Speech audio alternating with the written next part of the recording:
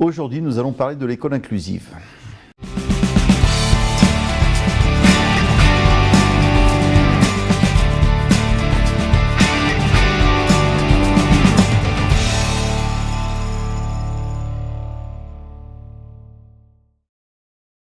L'école inclusive, c'est une école qui accueille tout le monde sans discrimination sur la base du handicap, du genre, de la race ou éventuellement de la religion.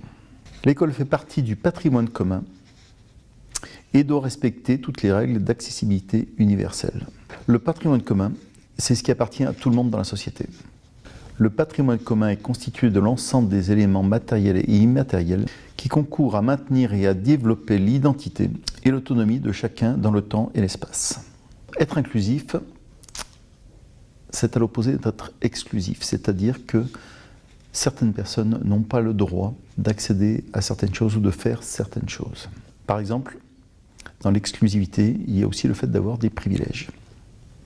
Or, l'école n'est pas un privilège, c'est un droit. Et c'est un droit commun pour tous. Que dit la loi en la matière?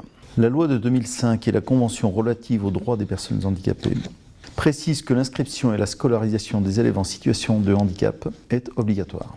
Aucune structure de l'enseignement primaire, secondaire ou supérieur n'a le droit de refuser l'inscription à la scolarisation d'un enfant, d'un adolescent ou d'un adulte en situation de handicap.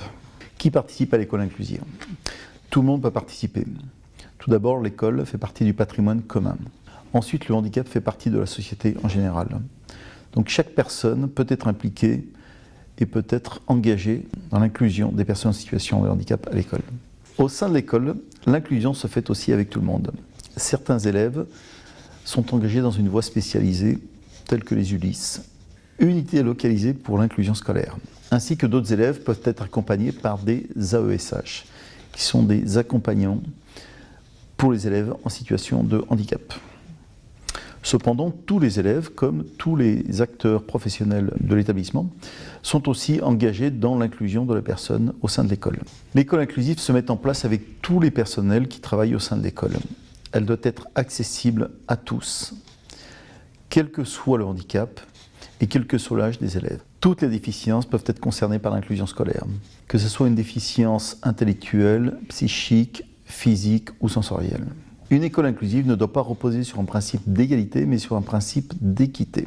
Cela veut dire qu'on ne peut pas traiter tout le monde de la même manière, mais que l'on doit prendre en compte les besoins spécifiques de chaque personne en fonction de sa déficience. L'équité repose sur le principe de compensation du handicap. Quand on compense, cela veut dire qu'on ramène tout le monde au même niveau. Pourquoi c'est important que l'école soit inclusive? Eh bien parce qu'en France, l'école est faite pour tout le monde. Petit conseil. Intégrer un enfant en situation de handicap dans une classe peut être difficile pour le professeur. En effet, il n'est pas toujours aisé de savoir quelles sont les capacités et les limites du handicap. Il serait important donc d'intégrer dans la formation des professeurs toutes ces notions liées au handicap. Les parents ont aussi un rôle d'experts du handicap de leur enfant et peuvent échanger à ce sujet avec l'équipe pédagogique de façon à ce que leur enfant bénéficie de la meilleure inclusion possible au sein de la classe. Les AESH, aident aux élèves en situation de handicap, sont aussi là pour aider les équipes pédagogiques à bien inclure l'élève au sein de la classe. Si vous ou votre enfant êtes refusé au sein d'une structure d'enseignement, primaire, secondaire ou supérieur, vous pouvez en faire appel à la Convention relative aux droits des personnes handicapées. Elle spécifie que toutes les personnes, quel que soit leur handicap, ont le droit à l'éducation dans le milieu ordinaire. La Convention relative aux droits des personnes handicapées prévaut sur le droit national.